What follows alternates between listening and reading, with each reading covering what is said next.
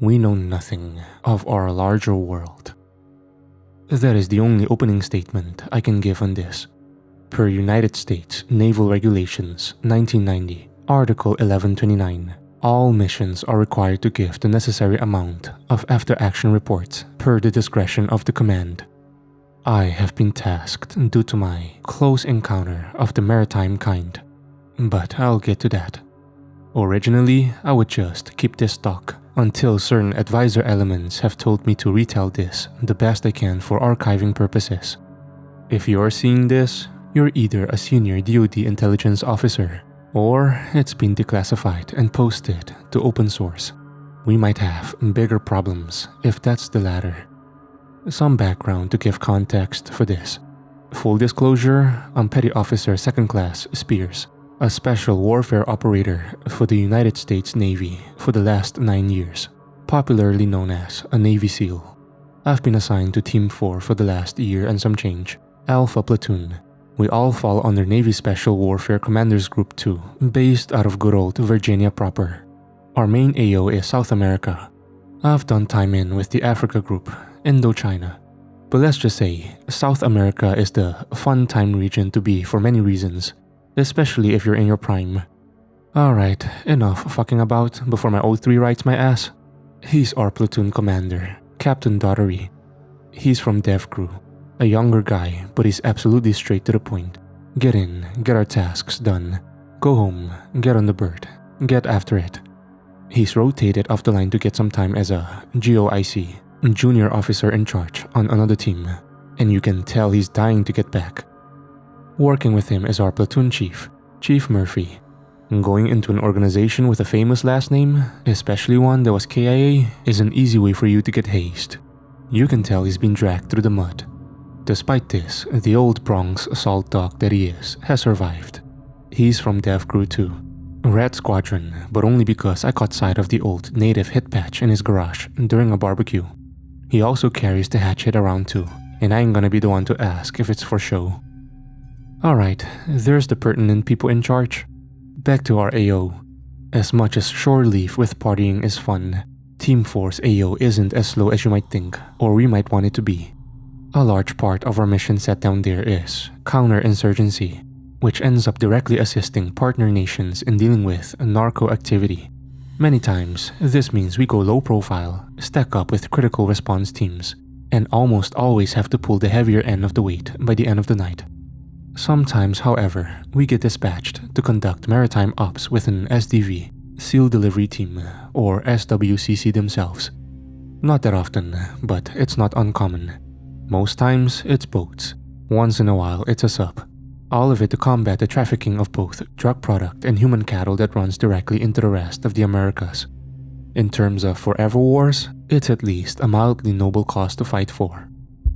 One thing you learn quickly about Team 4 versus 5, 7, and 10 is your intel is usually short notice.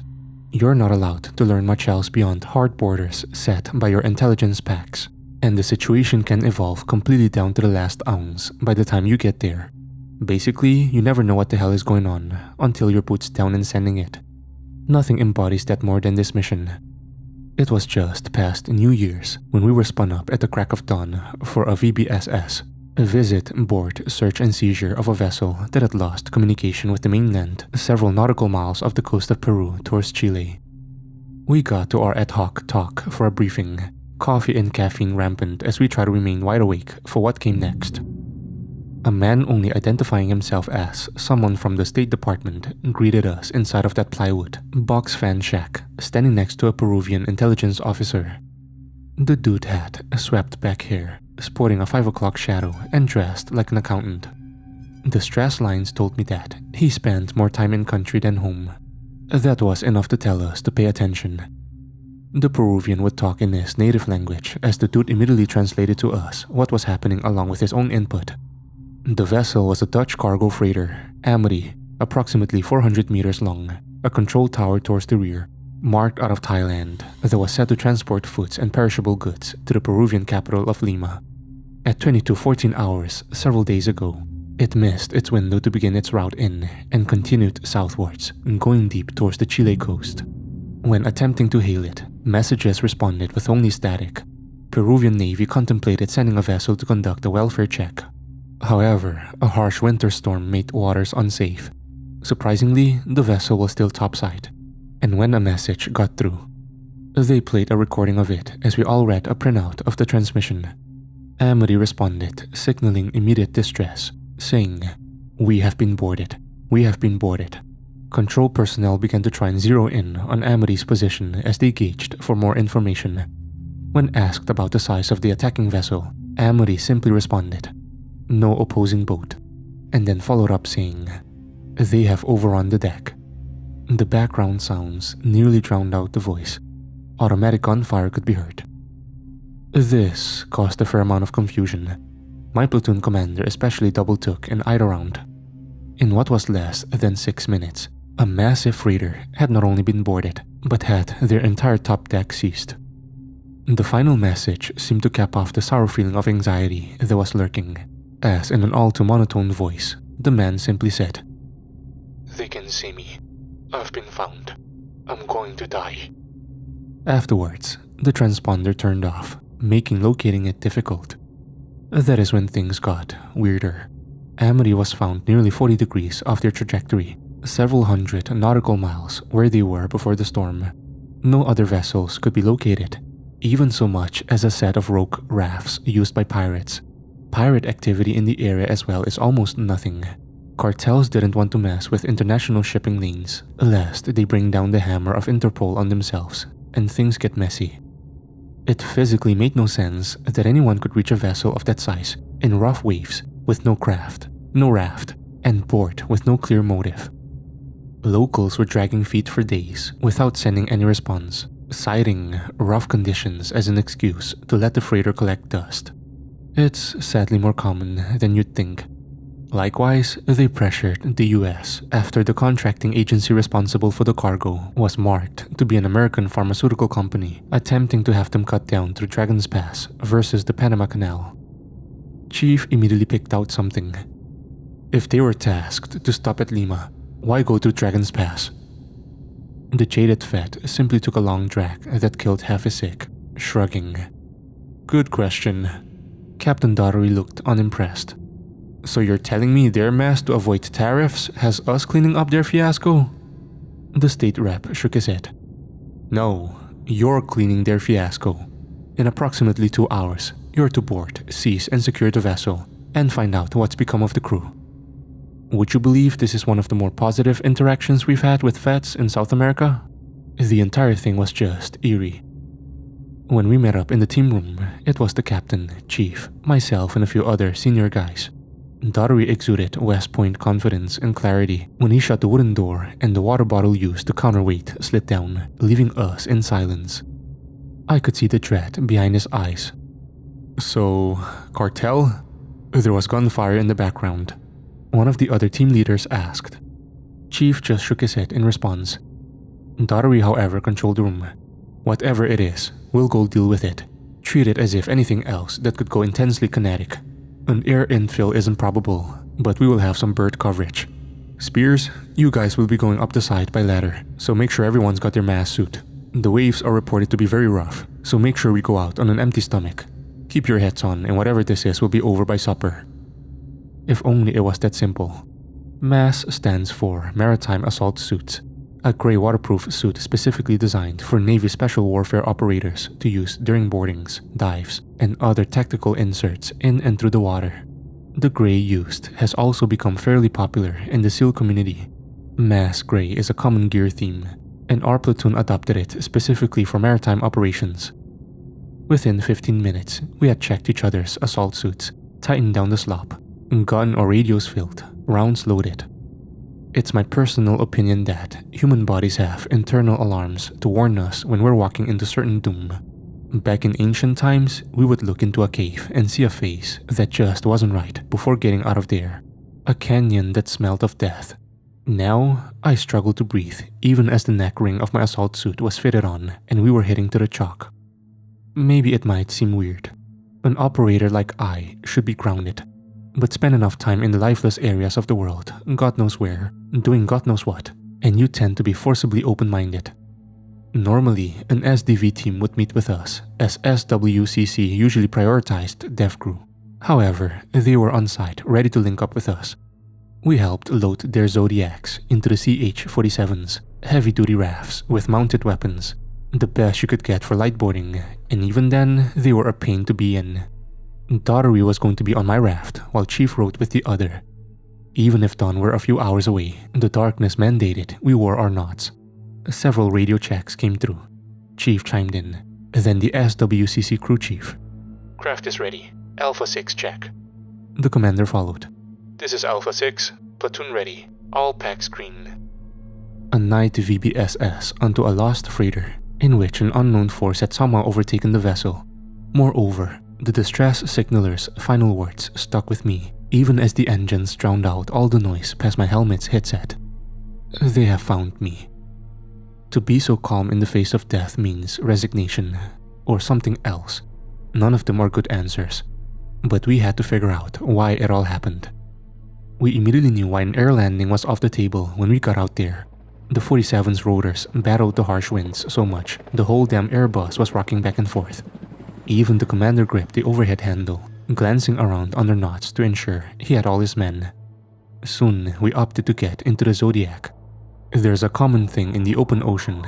If the winds are rough, the waves are twice as bad. I braced myself as the front SWCC gunner ensured his leash was fastened, checking his rotary M137 as everyone grabbed onto something, even if it was each other. The crew chief signaled to the driver 3 fingers, then 2, then 1. In seconds, the Zodiac slid out, hitting the rough waves as we all bobbed. I don't know how they did it, but even if the first wave of water made me think we all went under, we didn't. It was cold. The sky was dark as the lights of the Chinook disappeared, leaving us to finish the job. In front of us was a dark horizon with a distant sunrise still hours away, the white phosphor of our night vision trying its best to give us some semblance. But the crashing waves kept us moving and blind.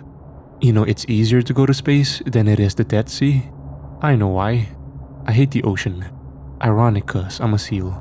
But being out there with that primordial body of water salivating at the chance to engulf us. Thousands of ships have gone missing over the past centuries. Easy to understand why. Our second craft was to our 9 o'clock as we pursued, the IR strobes on our helmets allowing us to see where we were. The distant rotor of our air cover was behind us. From what I could tell and heard after, they were doing everything they could to keep up.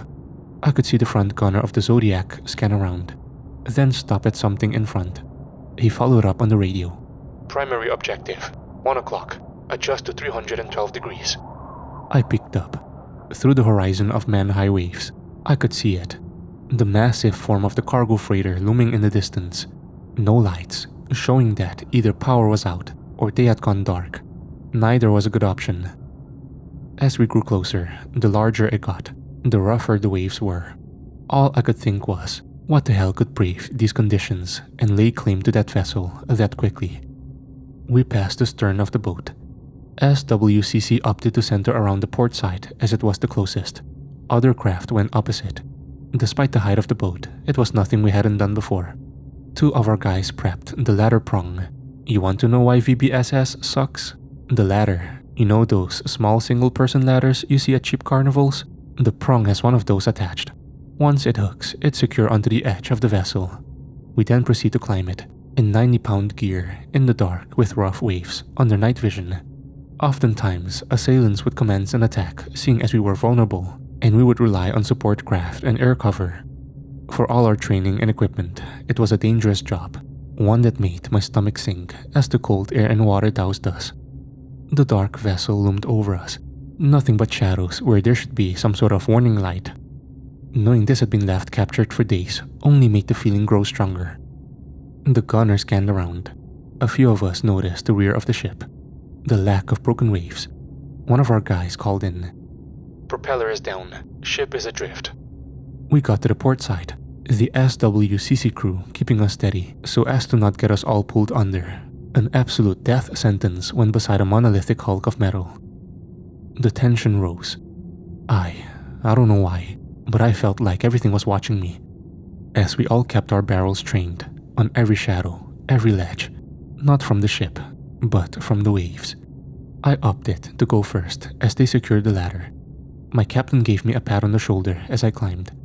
One of our guys and a SWCC member kept the ladder steady. Even then, the thing shook like hell as I slowly climbed, praying it wouldn't give away. All the while, I could feel a burning sensation of something zeroing in on me. Through my headset, I could hear Chief call in. Bird says no PEXU visible on deck. If it was a raid several days ago, they're long gone. If they're still here, they're likely to be held up inside to avoid superior firepower. I drew my pistol as I got to the top, my glove death gripping the metal ledge as I pulled myself up, quickly transitioning to my 416 as fast as I could.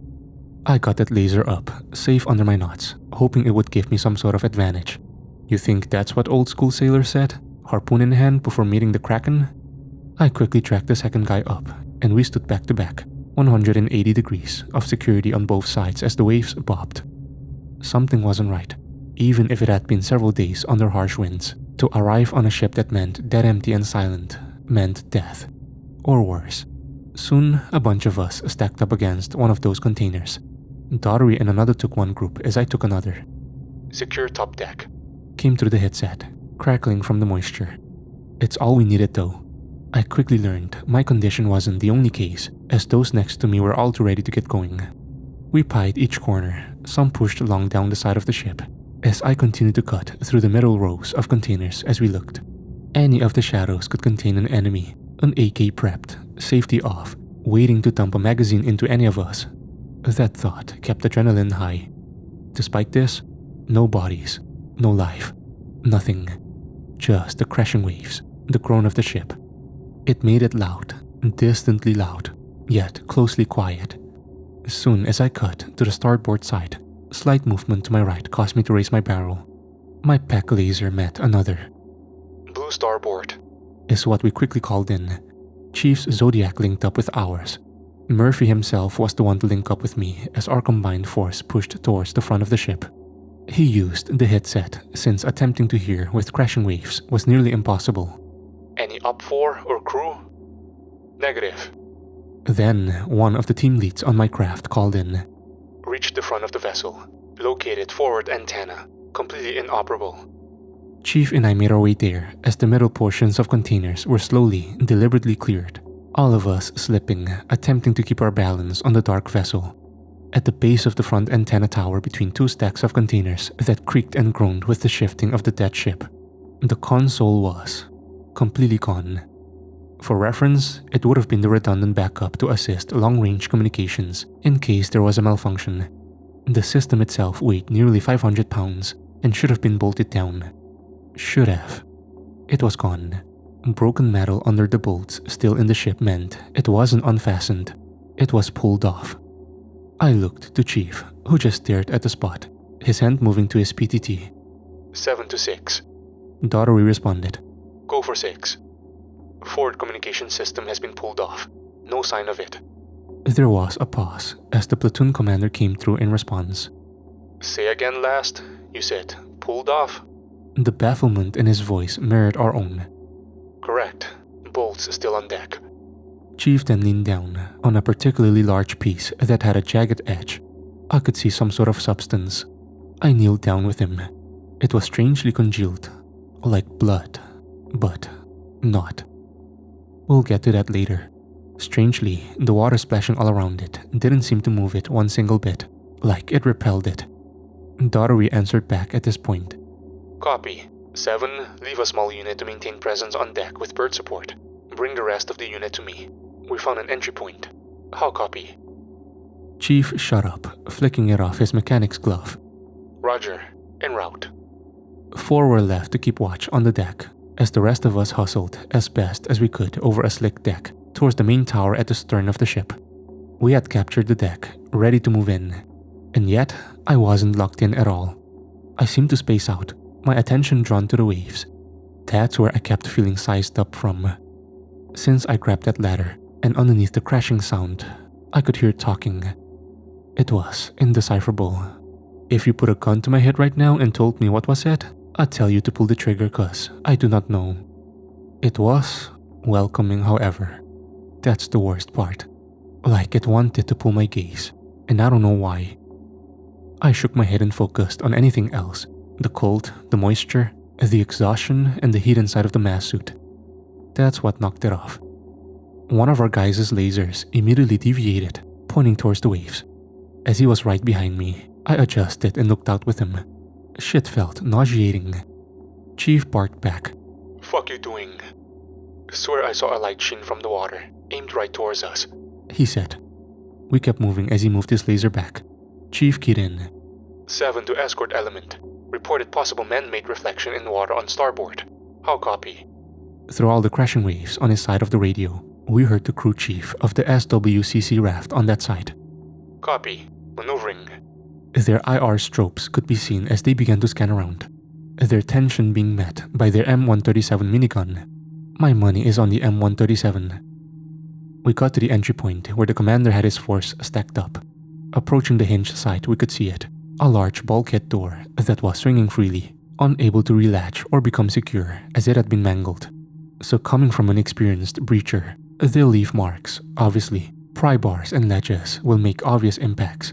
Welds and thermite will of course melt the metal.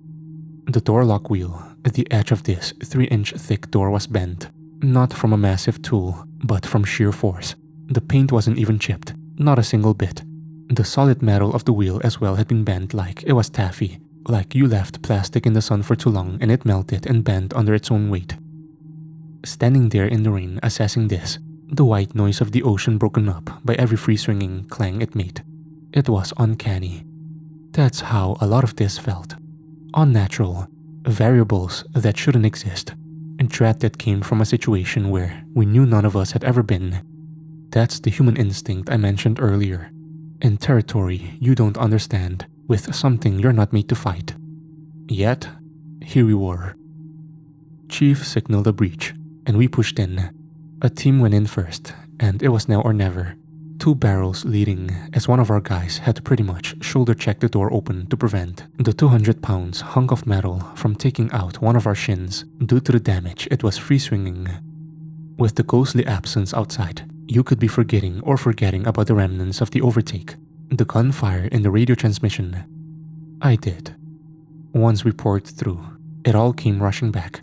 Metal furniture was destroyed, far more than any rocking of a ship could do. Counters were cracked as signs of a struggle were clear as we secured what was a large common room area. No signs of gunfire, no brass or impact holes. Yet, blood smeared the floor, red, and it led out into the hall. I stacked up with one of my platoon members. I squeezed his shoulder. Adrenaline skyrocketed as we pushed into the hall. It's one of the most definite ways to die in close quarters combat. And yet, nothing. Doors, some open, others closed, greeted us as we controlled, and I stuck to the right side. Our lasers centered on someone. A body, slumped at the end of the hall with something protruding from their stomach. Under knots, I couldn't get a good look from our end. Our guys quickly followed us in as we split up, searching the different rooms, shouting, "Americans entering! Make yourself known!" The purpose of a VBSS isn't extermination, it's boarding and rescuing. Even when fighting combatants, we're told to, unironically, shoot to wound so we can capture them for intel. Nothing. Nothing but that body looking at me as our guys poured down each room as I and the man on my left kept security forward, as we slowly inched with every advance our guys made to the left and right. Soon, we reached it. It was a smaller man, slumped forward with his whole throat just. Let me put it this way, I could see his spinal cord from where I was standing. His eyes were punctured. Still there, I could see the chunks of what was left, but something had stabbed deep inside them. The object I said earlier made itself known. Some sort of spear-like implement that at first glance looked like petrified wood or something to that nature, as white and enigmatic as marble, but much more coarse. I motioned for him to cover me. He kept his 416 trained on the man as I searched him. A grey polo with Zephyr Evo on the right side chest, embroidered, and the thing had gone clean through his sternum and was inside the wall behind him. As our guys searched this area, I heard over comms. "Got 2 KIA in here. 3 bodies in here. My element has found 2 additional." Some of them crew, others the Zephyr personnel. all seemingly killed and left to rot. Boy, did it fucking smell. It didn't hit until after the adrenaline wore off a bit, but it reeked, combined with the moisture and some of the bodies had bloated. We pushed upstairs, clearing out latrines and other rooms, and found some more dead in similar conditions, but no signs of fighting. We reached the bridge around 0250. Forcing open the door, we quickly got our points of domination and focused barrels on the center. Not much was destroyed, except for the wheel of the ship, which had been half torn off the mount, and the communications console was completely caved in, a substance coating it, similar to the one on the front comms. Chief noticed, and as we were inside, we took a white light to it. Dark blue, almost looking like paint with a reflective inside.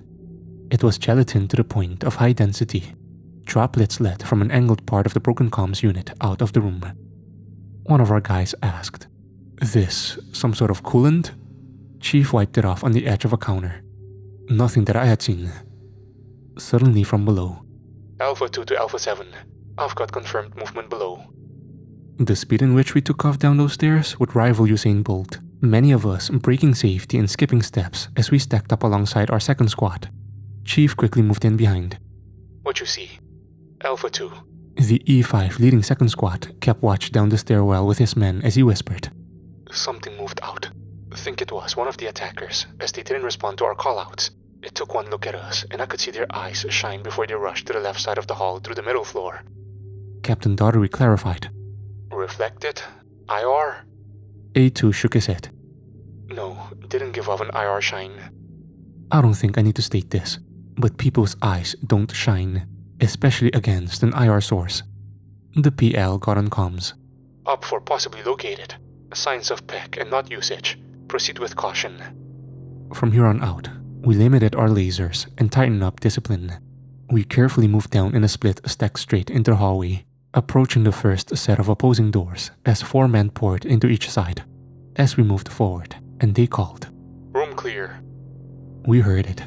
The silence was broken, causing a visible jump in all of us. A shrill growl, like that of a rattlesnake hiss, but with major reverb behind it, came from our front left. A huge amount of thrashing came as we could hear it flipping furniture and file cabinets, the type of racket that spurs up your fight or flight. It did for us. I heard the click of everyone's safety. We could hear it back further towards the stern. I say file cabinets specifically because one tipped and came flying out into the hall and laid across it. The huge slam, the slight echo, and the quick return to silence. Up for located. 10 o'clock. Maneuver. Chief ordered as I and a few others moved into that left room. Daughtery could immediately be heard. This is 6, en route with an element. What greeted us was a common-sense sleeping quarters that had a torn-up couch gutted. Yet, no figure, as we scanned the same substance from before that could be seen drenching the floor before hitting to the back. We moved towards the door and continued to see it in the hallway connected to a large back storage area.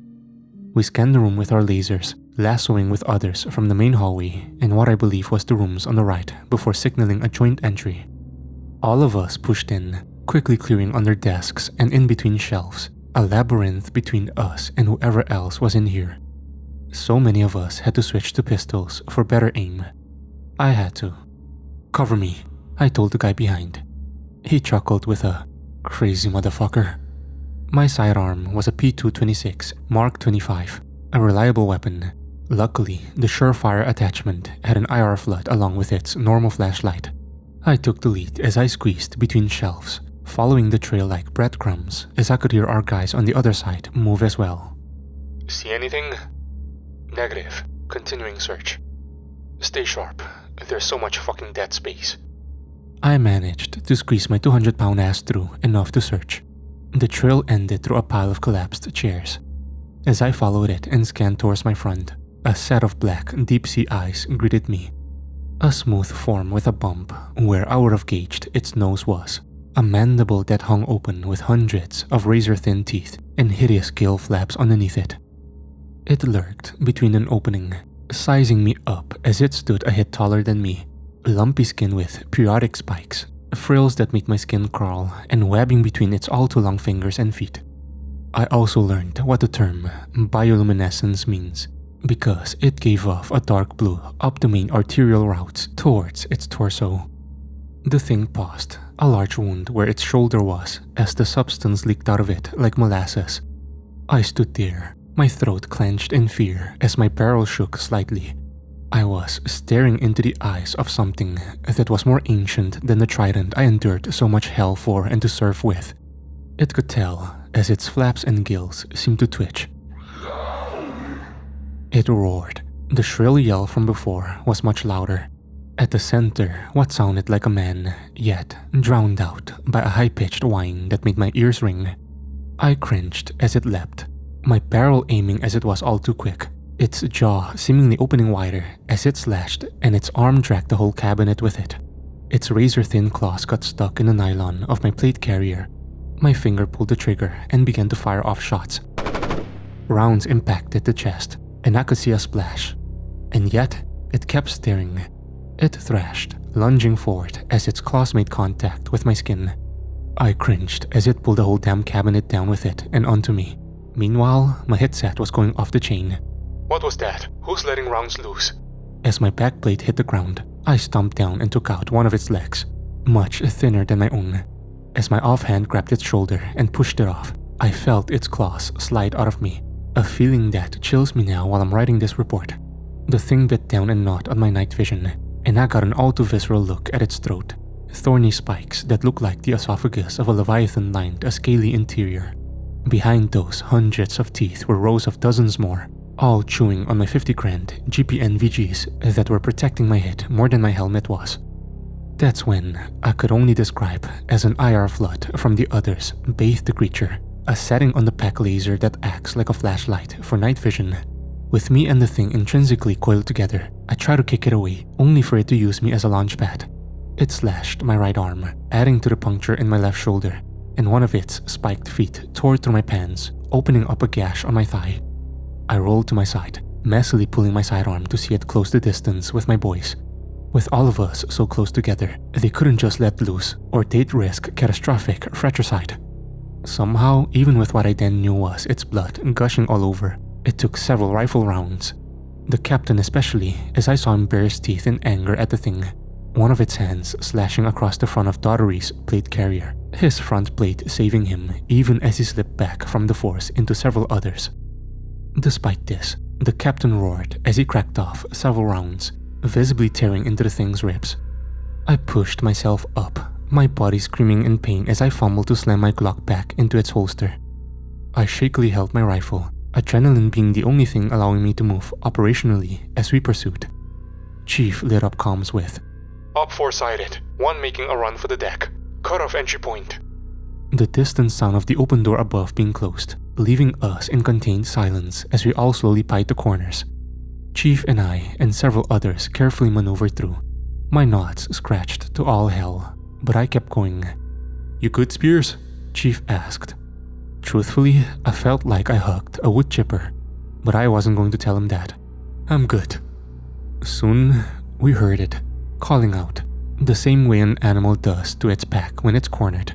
Elongated, desperate cries from deep within the bowels.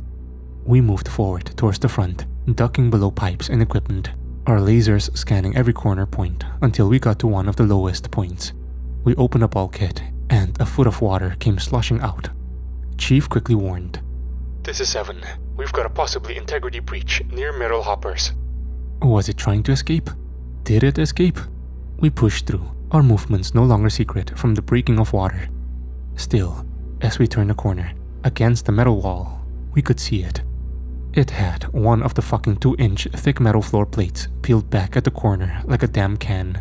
It was trying to escape, trying to very literally crawl into the hopper.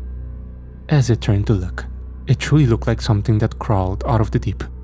Even if the waters was just a foot deep, it seemed to move faster when it withdrew and faced us. The sludge it was bleeding floated atop the water. It made a low growl, knowing it was cornered, and then moved towards us, sliding unnaturally fast through the water as I could see its claws. We opened up. Fuck, shoot to wound. We were shooting to survive. All of us backed up. My back hit the wall as I could feel my wounds sting, as myself, Chief, and several others quickly shot into that thing. Holes opened up. More of its blood leaked out. I could see its jaws opened up, and it growled. A round shattered its jaw, another through its face. Then, it grew still. The ship rocked as we all stood there, taking in the situation as Chief quickly took control. 7 to 6. Op 4 is down. Securing hoppers. From there, seizing of all materials and evidence was had, along with consolidation of any and all casualties to be collected by higher authorities. Surprisingly, there weren't many others. Daughtery's carrier protected him. I got the worst of it, second to one of our guys on deck. It was during the fiasco, down to the second I had seen it. According to his second on his side of the ship, he stopped and just stared out at the waves. The only thing he said was, "You hear it?" Transcript provided read, "Hear what?" A3A asks A3S as he seems to stop, flicking up his knots as he stared into the darkness and took a step forward. A3A, now thoroughly freaked out, visibly cocked his head and asked, "Hey, you alright? The fuck you here?" A3S then, according to the ISR footage from the bird, tore off his IR strobe on his helmet and walked off the side of the deck into the ocean. A3A immediately yelled into comms, "Overboard! A3S is overboard!" 56 hours of search and recovery provided no information as to what happened to him. Unnerving. As the CWCC teams were immediately on and scanning the waves where he dropped mere seconds behind the fall, only evidence of him was one of his boots, found over 1,000 nautical miles at a port in Tiruá, Chile, a distance impossible for any simple drift within that time frame. How did they know it was his? One of his teeth was found inside. Dental records matched. Officially, he was lost during the VBSS initial boarding. In reality, something coerced him in. We were all kinds of torn up, unsure as to what had gone on. However, we finally got an extended after-action report 3 days later. In the interim, I had been given a serious amount of stitches, enough military-grade fentanyl to make me forget I was cut open like a deli, and we were all brought to a much more classy FOB in the Central Pacific. The State Department rep from before greeted us, this time in jeans, a polo, slick back hair. He walked in and set down a stack of folders, telling us, "Take one, pass it left. Gentlemen, I'm sure you're all aware of what you saw in the Amity." Chief chuckled, quipping back, "I'm guessing we're not supposed to say nothing? Maybe a pirate? That's what killed one of our guys and slashed up another?" He patted my good shoulder. The state rep instead lit a cigarette. "No." This caught Chief off guard. I could tell because of the silence and single eyebrow raise. Very rarely is he ever there. He flipped open one of the folders. Page 5. We did. It was an autopsy report.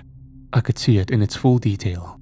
A dark blue color, the layers of flesh and some skeleton that looked like a cross between a Neanderthal and a frog. What you encountered aboard the Amity is known within the community as Populus Aqua. Current origins are theories based off cryptozoology with none yet proven as concrete. Many different subspecies exist, one of which being Qui Tenebrosa Aqua, people of the deep. That's what you found aboard that Dutch ship. The absolute certainty of what he was saying, even as we were seeing what looked like images from some shitty sci-fi movie, was surreal. I knew it was real. Hell, it made me bleed. Took another one of our guys. It had to be real. So, one of our gunners who was sitting near the back, awkwardly eyeing the picture of the cut-open sea demon, sit back to the man. "Mermaids? In the popular modern sense? No. In fact, it's debated if they're even related to humans, beside their bipedal usage of hips and similar limbs. These things predate written history and are seen on ancient carvings everywhere from Jerusalem to New Zealand," he said. He flipped a few pages. "Check page 11 if you want more on that." What was their intent for this?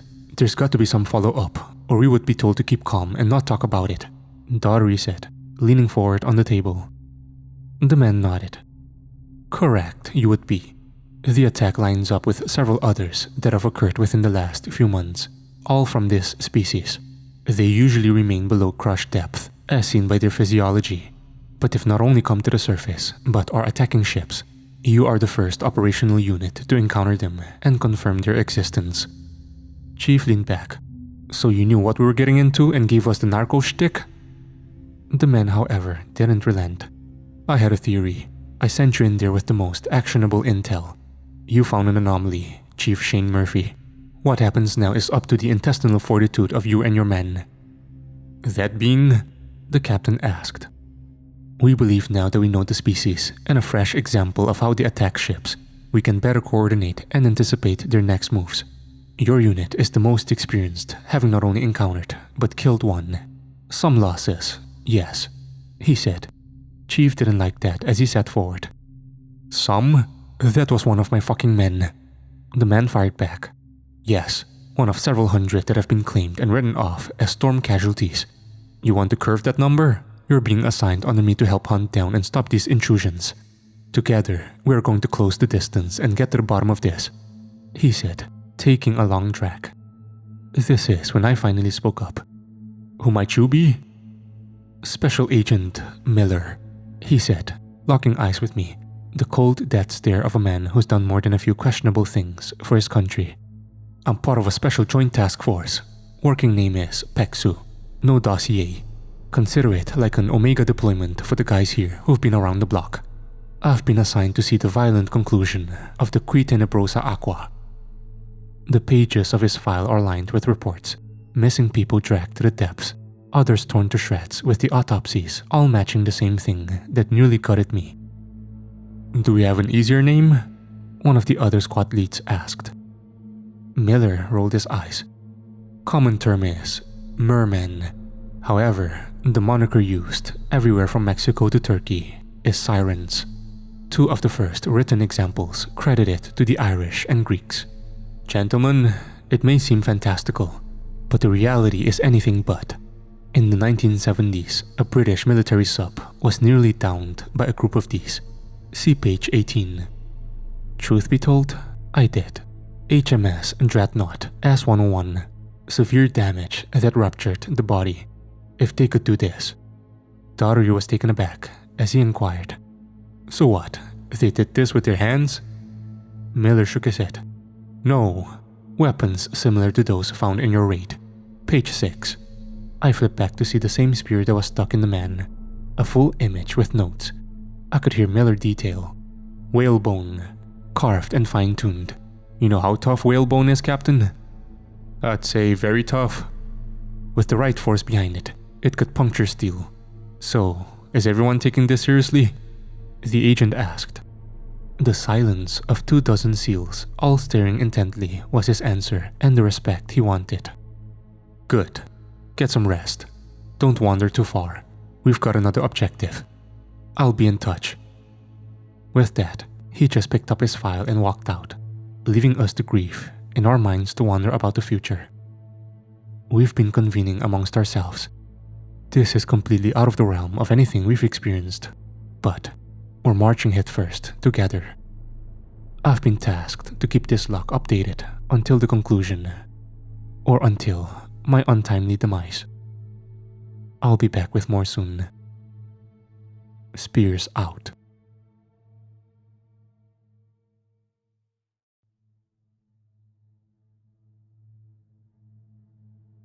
Operation Silent Nautilus. That's the name for the mission we're on. The moniker for our revenge mission we received shortly after getting back to the States. It's never easy. That long walk down the C-17, guarding the flag-draped casket of a man you bled with, froze with, fought with. Even harder, knowing the coffin itself is empty, even as our comrade's wife and child were crying beside it. Memories. That's what we buried. A tribute, as we had done every single time we approached the dark coffin of our brother who took one fateful walk into enemy-filled waters and disappeared. Each and every single member of Alpha Platoon pounded our tridents onto it. A thank you for the brotherhood. A promise to look over his family as they are our own. A vow for vengeance, to prevent this kind of evil from taking anyone else. The drinks we got at the bar afterwards felt as heavy as they always do. A little bit of numbing. That's what it's for. After the sorrow came the rage. Let me put you in our shoes. The current generation of Alpha Platoon has been together for the long run. Some new officers, some additions, but a lot of us have been here since the second half of the War on Terror. I'm fairly certain, despite South America being our AO, we have run operations on every continent for kinetic purposes, not training bullshit. Every single day I think back to every inch I had to crawl to get here. Every fucking SEAL loves to spout on and on about Hell Week. Who gives a fuck about Hell Week? What about the 19-hour days you put in during training? The months sacrificed upon reaching your team to prove your worth? The thousands of hours spent in austere conditions, needing to stay ready, aware, sitting in the sun, crushing your bones. All of that for some primordial bullshit to come crawling out of the deep, take dozens of lives. Hell, hundreds if that spook is anything to go by. One of your brothers, then vanish? Fuck that. No, we're not idiots. I know the Trident has its fair share of knuckleheads, but we are experts at our craft. The Americans stand tall in the Special Operations team for a reason, and it may be rage and grief fueling these words, but I know each and every other NATO country breathes a sigh of relief when they hear we're their QRF. It's not just us. Americans didn't just die. Chileans, Peruvians, islanders all across the largest body of water in the world. Thousands, shit, tens of thousands more if the legends are to go by. With that operation name, the Secretary of the Navy had given us their commander's intent to carry out the mission ahead. Alpha Platoon SEAL Team 4 is being assigned with available units and assets to track and close the distance with and destroy hostiles within the waters of ourselves and allies to prevent more death and destruction. SEAL Team 4 is to conduct whatever combat operations necessarily laid out by Team Commander and do so until the mission has been completed to a state of absolute victory. Sir, yes sir. Here's where I go ahead and tip a hat to our brothers and sisters in the intelligence community. Upon receiving an attack, there are usually 4 phases: defense, reconsolidation, targeting, mobilization. After gearing up, the pathway of these sirens were assessed by the agency and field operatives. Our attached Fat Miller proves extremely resourceful. Don't know if it's an FCI or anything else specifically, but as our captain and him huddled up, we cross-referenced pathways of projected ocean currents with what we knew their physiology was like. These things were built for deep-sea living. However, their bipedal functions necessitated they would either need to dive straight down or go to somewhere locally, as long-term swimming might not be viable unless they were going at a slower speed. Sure, they had the capability to dive deep, swim faster than destroyers. You know what we had? One of the single largest surveillance systems, localized reconnaissance, and fucking submarines. We tied a goddamn noose around their avenues of egress. We would be able to find them. If not, we knew where they were. It's like if you clear 85% of a room, you now know your target is within the remaining 15%. Sure, they could have gone to the depths, but if they were really about attacking, we were going to find them. We kept hunting. Requisition isn't easy, but when you kill a warfighter, even if it's publicly announced, people want their pound of flesh. We got our opportunity less than 80 hours ago, when deep-sea sonar originally meant to track underwater nuclear explosions in the Cold War, now repurposed for scientific purposes, tracked several objects no larger than 7 feet in length, swimming westwards towards the center of the Pacific. Originally written off to be dolphins, due to their pod formation, it was found these things were traveling 4 times the speed of them. Shortly after coordinating with local naval reconnaissance, they ended up disappearing around the vicinity of the French Pitcairn Islands, more specifically, Adamstown. We had them cornered. This was good. That being said, we cursed as the idea of our assailants going on friendly territory meant we would probably be slated to take a backseat. That is until, down in the storage area of a naval carrier, they requisitioned for a few dozen restless SEALs to remain. Don't ask how, but we managed to smuggle a small projector unit, got a console rigged up, bartered with the supply geeks for some cables. Before long, we had a TV unit going, and half of us were passed out in that tomb. That was until Captain Daughtery walked in. "Hey, everyone get up. We're going shoreside." Chief was the first to spring from sitting against his duffel, banging on the bulkhead wall behind him. Hey, get the fuck up. Let's go. Very soon, we were getting a ramp brief. The captain explained that, with absolutely no resistance or questions asked, the French greenlit an American military mission to Adamstown under the guise of peacekeeping. I guess if you needed confirmation the larger world governments know of the shit going down in their darkest, farthest holdings, there it is. Printed onto paper, hidden in subtext.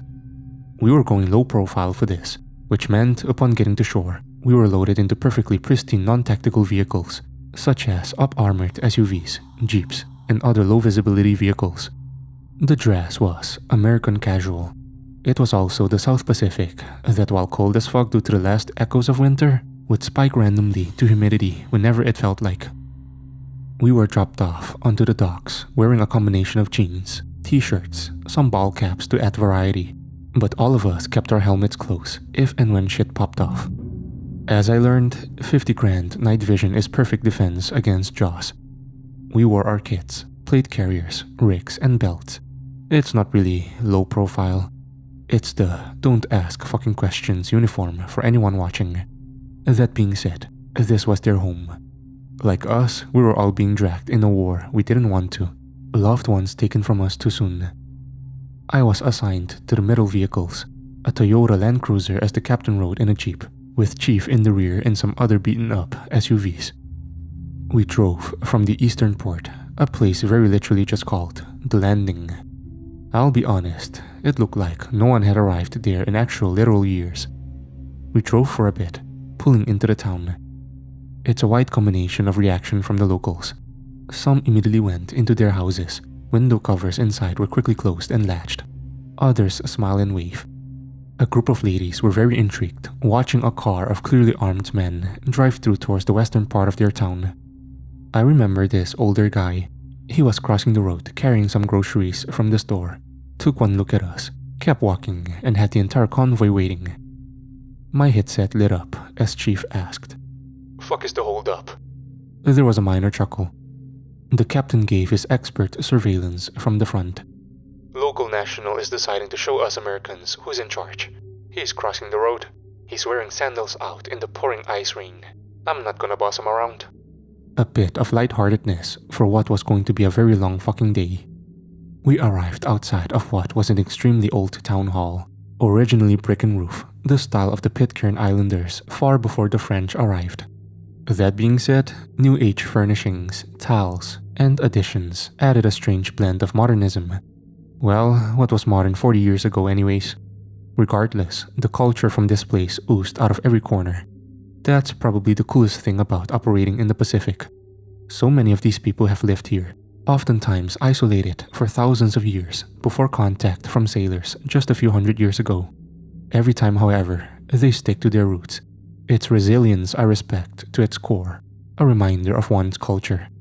That also being said, there are no myths or legends. It's their history. Shit that the rest of the world likes to call BS on and file away, only to have it rear its head, sink its teeth, and pull the better part of 1,000 people overboard. We all stepped out, taking up a calm security. Some of us met with the people nearby. Chief immediately broke out a pack of smokes that the local police were all too happy to trade cash for. One of our gunners leaned against the front vehicle of the convoy, M48 slung to his front as he stood there like a Goliath in a Steelers shirt and Wranglers. Daughtery patted my shoulder. "You're with me. Bring one. We're meeting with the local elder." Heading inside was myself, the captain, chief, and my grenadier. Each of us dropped the majority of our kit off in one of the Vics, only our gun belt and hand cannon. We went inside, where one older man greeted us. He wore a colored shirt, tucked in with an old belt buckle of a bull's skull. He said it was a gift from a traveler. We sat down. He spoke some language, but from what we found out was his son. It would be the main form of communication.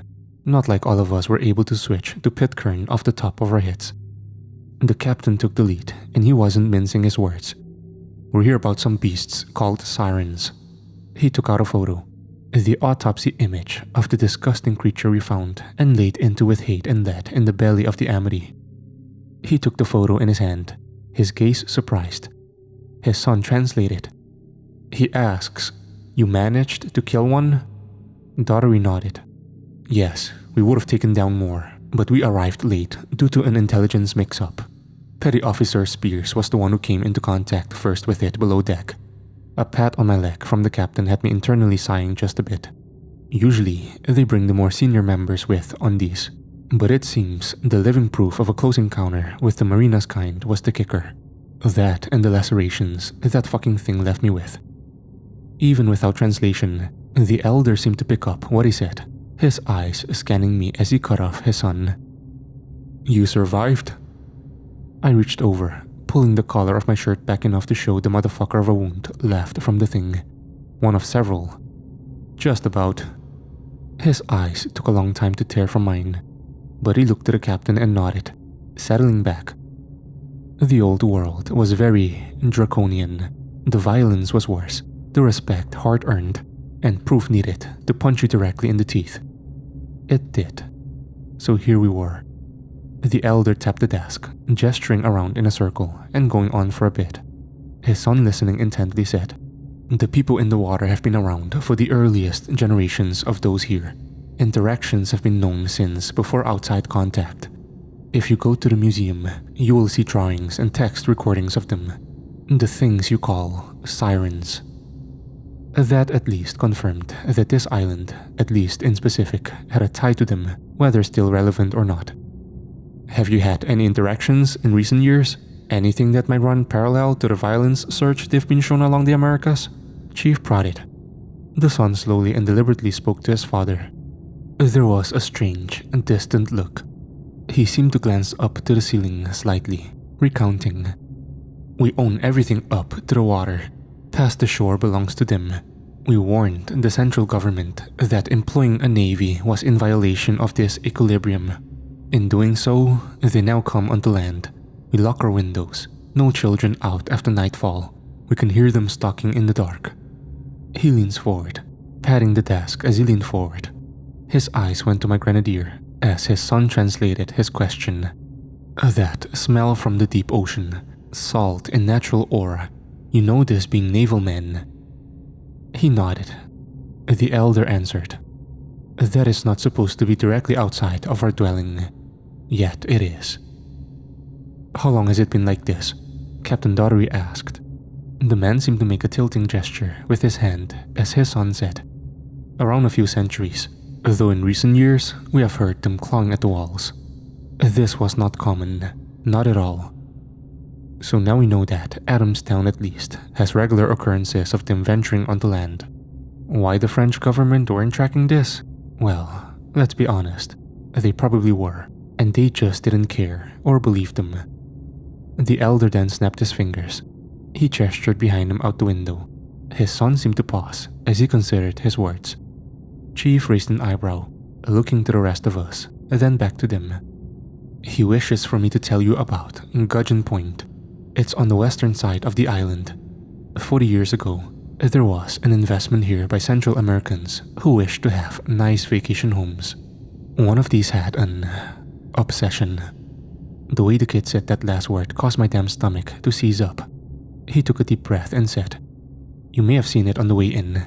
There's a shore home built down the face of the slope on the coast. Different platforms reaching directly into the sea. Almost as. He snapped his fingers. Chief answered. Like boat ramps? For casting off? He pointed to Chief, nodding. Yes, he did so because he was obsessed with the people in the water. My grenadier double-took, a scrunch in his face as he looked to me. The captain scratched his eye out of annoyance. So, he has all this money, comes out this way to what? Build a house half in the water for mermaids?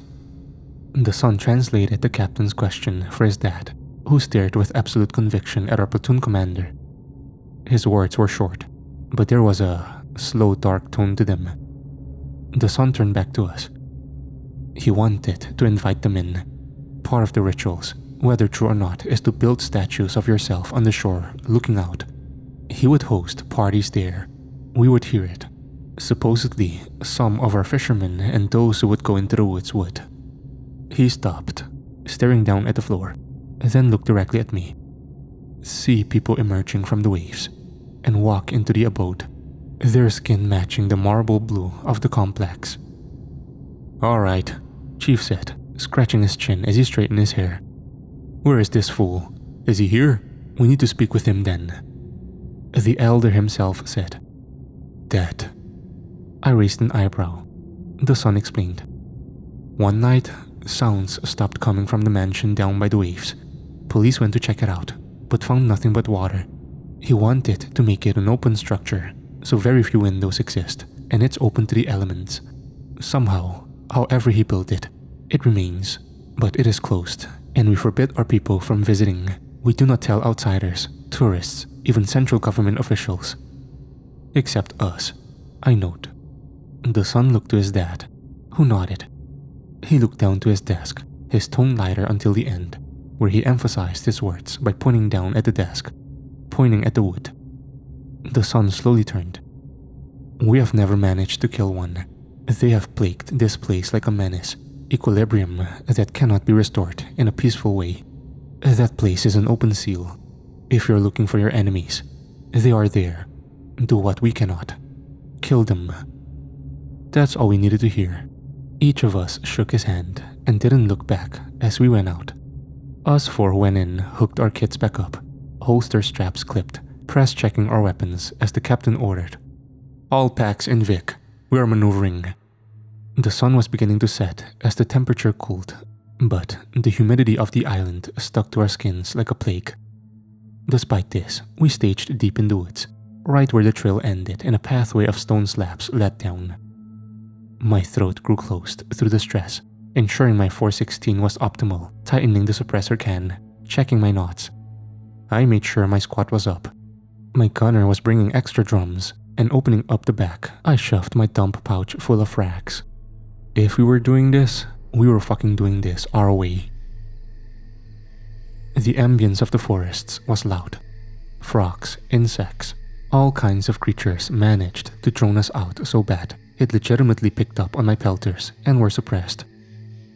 Before long, just as the sun hit the horizontal line, "Alpha 1, this is 7.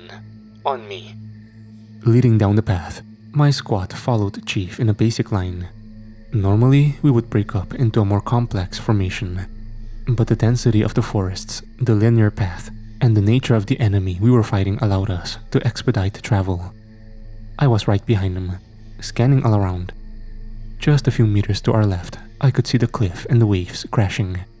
The stones were slippery, drawing my focus as we followed down with the world around us in a white-blue hue. Checking behind to see if my guys were still there. Soon, the creatures couldn't be hurt, just the waves crashing. The further we got down there, the less trees there were. Soon, a dirt clearing led to a cliff shelf, where a multi-leveled mansion of granite and concrete sat, the back half visibly pushing into the water. No windows meant gaping holes in the wall, all of them shadowy. Yet, a lack of vegetation gave it an ominous appearance. You know those stories where the knight journeys into the dragon's den? Yeah, that. Chief halted us. I set our formation into a staggered column, half facing the cliff, the other half scanning the area. 7 to 6. Eyes on structure. He chimed in. Captain Daughtery hustled over to us, kneeling beside as we three scanned the monolith before us. A smell of brine and slight decay. The waterline was higher than it should be, despite there being no storm in sight. All of it was like an imposing maelstrom, daring us to come closer. "Alright, let's lead in. Keep sharp. We're clearing every room shoreside inwards. Take no risks." We nodded to the platoon commander. As we got up, he gripped Chief's shoulder and leaned in, emphasizing, "Hey, if we get contact, absolute prejudice, alright? No one else is going home in body bags." A single nod. My squad maneuvered forward with our barrels raised, trudging through tall overgrowth as we approached the clean-cut, although worn stone steps. As we did, something in the brush caught our eyes. A spear, just like the one recovered on the Amity, stabbed downwards. I noted this to Chief, who just muttered, "Cool, keep going." We stacked up on the door as the other squads followed through. Chains from the locals were cut, and the platoon poured through. Immediately, We found ourselves in a large open area. The same windowless openings facing all around and out towards the sea, as a set of double stairs led upwards. A single staircase, darkness enveloping it, led downwards. Chief covered the downward stairs. Alpha 3, keep your element on me. Alpha 1, 2, push up and clear ground in upwards levels. We did so with absolute intensity, the winds blowing seawater onto us. We became drenched in no time, but didn't stop. Old furniture, cushions, wooden tables had long since decayed, and were nothing but piles of mush and debris that fused together and onto the floor. Sounds echoed through the winds, all around us, like whale calls, but not quite. In no uncertain terms, we pushed it out of our minds. We got an all too harrowing example of what would happen if we didn't. Old photos of the mad bastard hung on the walls, some having fallen and were completely destroyed. Others were still mounted, and through smudged glass, we could see different shots of concerts, parties, and family. There was a weird feeling, seeing the distorted faces of a man so obsessed with the ancient, he built a house that became a temple, and before long, it became a tomb. Clearing the ground floor led us to peeking out one of the upwards balconies overlooking the ramps. There were dozens, all of them leading into the water. Some were stairs, others smooth ramps, all of them welcome mats for these things. Statues of him that had long since had their paint worn dotted the edges. As we headed back inside, my gunner took a long look at one and said, "Ugly bastard." Pushing upstairs led to a discovery. In the master bedroom, on top of another pile of long deformed furniture were items, bracelets, phones, flowers, mementos, and other personal objects, all placed on top of it, like a shrine. In the hundreds, thousands maybe. I'm not joking, I'm a fucking 6'2" SEAL, and that shit was at stomach level to me. Alpha 2's leader shook his head as we all gazed at it under knots, the crashing waves being the only sound. His words were the only ones spoken. What the fuck? We cleared the top floor, reforming with Chief as Captain Daughtery was with our RTO. I knelt beside him. Both levels clear, no enemy, no civilian packs. We maneuvered down, clearing the stairwell as we reached the T intersection below, and immediately the smell of the ocean picked up to an intense level. Part of me was a little anxious. Who knows the structural decay of this place? One wrong bump and the entire thing comes down on our heads. That didn't matter though. If we had to bring this place down, the fuckers here were coming with us. We carefully pushed through high man and low man clearances of each corner as we moved with a methodical ease. Soon, we reached a large hall leading towards the ocean, a gigantic lane of water in the middle bisecting it. We pushed through, lasers on all opening as I saw Alpha 2, who was on the other side, aim at something on my side. The comms lit up. I got someone, kneeling halfway down. We all aimed. I flashed my IR illuminator on my pack. In front of us, approximately 25 meters, was what looked to be a woman. She was wearing a t-shirt, maybe some pants, hard to tell as she was on her knees, facing the water. My squad slowly pushed up, some of us keeping watch on the water as myself, my gunner, kept our barrels forward. Daughtery, who was behind at our end of the water moat, monitored, his own laser right on her. Alpha 1, this is 6. Approach carefully, see what medical attention she needs. Good old Captain, always the humanitarian in a world of blood and dust. We slowly neared her. Her skin was pale, a slight sick gray, as I could see veins. Her hair was damp and clumped together like a mop. Her head was just facing forward. She wasn't moving, though with the wind and the shake of adrenaline, I couldn't tell if she was breathing visibly. We were maybe a few meters, less. With my gunner next to me, I whispered, "Cover me, I'm going to make contact." I could feel my heart pounding in my chest, shaking my ribs as I let my rifle hang, drawing my .226 as my offhand reached her shoulder. She fell back, lifeless as the disgusting sound of her head slapping against the granite floor sounded out like a fucking gunshot. Her eyes were glazed over, pupils dilated as her lips and face were bloated. Her chest, it was hollow. I could tell from how she was damn near fucking deflated. It was a decoy. She was a decoy. Within seconds, the water broke and the bioluminescent glow and familiar silhouette of deep-sea frills, gills, and claws emerged and lunged at me. I slipped and fell back, cranking my neck on the wall just next to me as I put my foot out, managing to stop the fucker. The siren beast emerged, a horrifying shrill roar as it rose. My gunner kept true to his word. The whole fucking tunnel shook as he let loose a burst from his belt fed that shook the tunnel, the sound waves bouncing off and damn near rattling my lungs and soul. The creature's blue blood and glowing fluids painted the landing on the other side, and it fell back. More quickly rose. Dozens. Chief came on comms. Fall back from the water's edge and engage. My grenadier dragged me to my feet by my carry handle as with my 226 I quickly fired into some on the other side of us, visibly hitting one of the demons as I'm pretty sure I fractured their hip. My gunner, however, was collecting souls left and right. At such a close distance, they were practically feeding his psychopathy. 4 of them were cut down as the surreal sight of them lifelessly dropping made me happy deep down somewhere. I holstered my pistol, too stressed to care about topping it off. I just grabbed my 416. There must have been more entrances because from the hallway behind us, I heard one of my men scream. Turning, I watched one of the things slash at his bicep. He muscled it to the wall as I brought the tip of my suppressor to its head. It thrashed and spat some sort of fucking venom. Shit damn near ate through my glove, but a series of brutal shots killed it. You good? I shouted at him. He nodded, pointing down there. I couldn't hear him for a moment, and he could tell. He keyed in. There's a few of them down there. I think they're trying to flank. Fuck. Alpha 126, currently in western hallways, maneuvering deeper to prevent a hostile flanking maneuver. My guys quickly topped off. My gunner tossed an empty drum to the ground, the plastic echoing as one of our breachers covered him.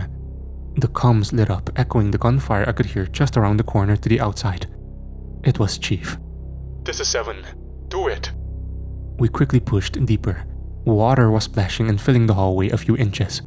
We came up to a T-intersection, and to our left, we could see a downward slope that looked like a direct line to the ocean. It lapped, slightly increasing and receding. This stupid fucker built these goddamn things direct tunnels. Who knew how many there were? A set of dark eyes became visible. Another one leaped up. From some sort of repository under its chin, more of that shit was launched. I could hear it impact and burning through my helmet as I shielded my face. We all returned fire. Links from my gunner's belt fed, ringing like machines at a casino. A muffled watery screech as I could see it bleeding. Rushing into the deep, Alpha 1's gunner wasted no time in kneeling and sending a burst into the depths after it. We pulled to the right. The sounds of movement ahead of us. The shadow of a bipedal beast and a webbed hand reached the corner. We suppressed the corner's edge, forcing it to fall back. I held my gunner. I reached into my pocket, peeking slightly, and I yelled, "Any blue?" What greeted me was at least a half a dozen of them. One was bleeding, presumably when they tried to flank us before. They turned. My heart raced into my throat as I backed up. "There's a fucking shit ton of those fuckers there," was the all too graceful call-out I made to my men as I leaped back. I pulled the frack out of my dump pouch, ripping off the tape. Soon after, the pin and spoon were disengaged. I threw it, damn near feeling the breath of those water ghouls on my left hand's exposed fingers as I sprinted back. Thank God I had them pushed back further down the hallway. Even as far as we did, the feeling of that frack was almost concussive in that tight tunnel. That and the groaning of the old structure above us reminded me of the decades of wear and tear settling in. I picked up my rifle as we pushed forward in a rolling T, kicking out wide. My gunner pushed to the far wall as we cut the corner. It must have landed right as several of them were grouped up, unfamiliar to the human tactic of high casualty producing weapons. 2 of them were very literally blown apart, their innards mixing together to the point where we couldn't figure out where one ended and the other began. Another crawled on broken limbs as 2 of them further back hissed at us. We let it fucking rip. The mind-shattering feeling of hearing rounds impact dead flesh, cutting the injured one down as another tried and failed to run. We cleared the hall, slipping on the mound of ground-up siren, sweat, building, blood coming from the wounds. Yet, we persevered. We quickly pushed into a strange circular room, a pool of water at the center. We fired into the one that fled. However, Crossfire also caught him. "Blue! Blue!" I shouted. Alpha 2 met us. We scanned the room and we quickly cleared and made a discovery. It was right around when the captain pushed through a third hall and met us. 6 to 7. What's your status? Several bursts of fire from further out towards the water could be heard as Chief replied. Repelled another attack. I've got 2 wounded. 7 EKIA. Good. Spears, what about you? Daru asked me, catching his breath as he leaned forward. I think maybe 8 EKIA back down that way. Either way, we cleared all those on the north and west flanks that fled into the tunnels. I reported. I shook my head, noting, the stupid fuck that built this place had a bunch of tunnels running into the water. Damn near an entire metro system.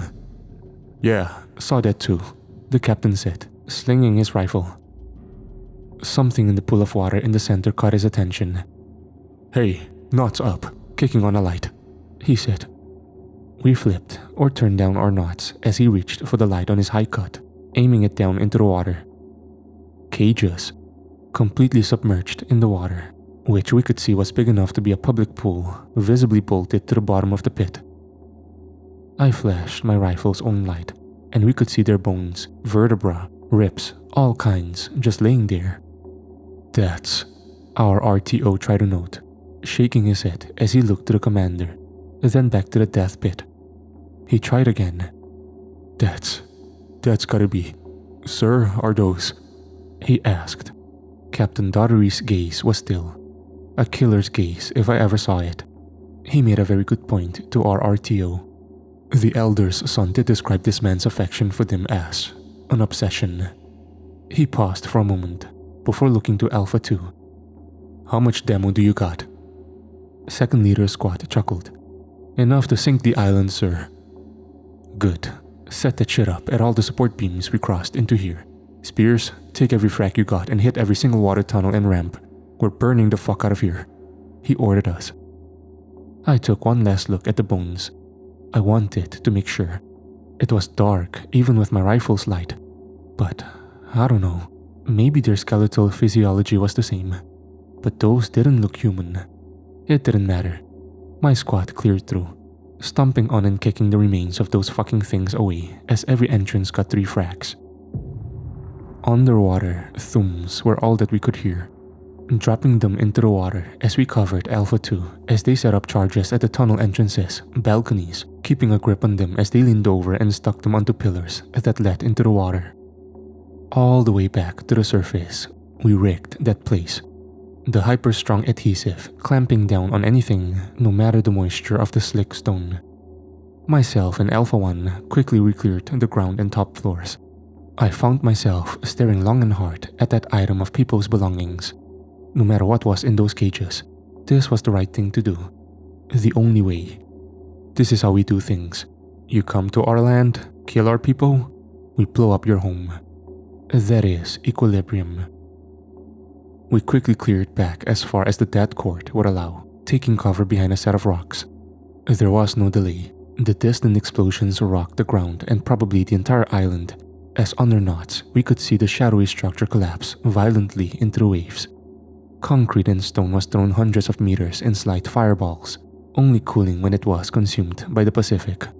A cavalcade of crashes and rumbling. Nothing left. Shortly after, we could hear wailing, screams, all coming from the water. Chief unslung his rifle, saying, "Don't follow my lead." He aimed towards the water. I don't know if he had a particular shot or not, but he let off several shots before the captain grabbed his shoulder and pulled him back. I don't think the Elder expected that much of a cleanup, but he wasn't upset. Not at all. In fact, as we were waiting for transit off Adamstown, we were welcomed back to the village. The police had what was probably the happiest night patrols they've ever done, as a few of our guys hit up the tavern, and in the words of the Elder's son, drinks are on us. The kit I had seen run and hide earlier was even out. Him and I locked eyes as I tossed the rest of my kit into the jeep. I turned. There was a look of curiosity on his face. Maybe he would remember this day, maybe he wouldn't, but their lives would be just a little better. I reached over and pulled off my old worn IR US flag patch, handing it to him. Sometimes a little memory goes a long way. After the buzz wore off, we just settled back to that steel tomb on the carrier, waiting for our next operation. I mean, if I can be entirely honest, a slight dread creeped into my mind. Over the late night ambience of our guys playing cards, games, Chief and his loud-ass snoring. Sorry, Chief. It was just the shit in those cages. I don't know. The things stalked humans. They clawed at their houses. The pile of personal effects they collected like some sort of shrine. It's good that we leveled that place. It was a bad fucking omen. But it isn't done yet.